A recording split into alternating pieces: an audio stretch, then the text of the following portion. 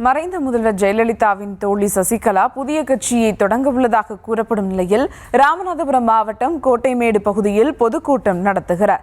அதற்காக மாநாடு திடலில் மேடை தொடங்கி அனைத்து ஏற்பாடுகளும் மும்முரமாக நடந்து வருகிறது. இதுகுறித்த மேலும் விவரங்களோடு இணைகிறார் செய்தியாளர் ராமமூர்த்தி. வணக்கம் ராமமூர்த்தி, விவரங்கள். நிச்சயமாக, அதாவது முன்னாள் முதல்வர் ஜெயலலிதாவின் தோழி சசிகலா தலைமையில் பொதுக்கூட்டம் நடைபெறும் இடத்தில் அதிமுக கொடி போலவே 50க்கும் மேற்பட்ட கொடிகள் பறக்கவிடப்பட்டுள்ளன. அதாவது ராமநாதபுரம் மாவட்டம் கமுதி அருகே உள்ள கோட்டைமேடு பகுதியில் இன்று மாலை முன்னாள் முதல்வர் ஜெயலலிதாவின் 78வது பிறந்தநாள் விழா நடைபெற உள்ளது. விழாவின் அவருடைய தோழி சசிகலா இன்று நலத்திட்ட உதவிகள் வழங்க நிகழ்ச்சி நடைபெற உள்ளது.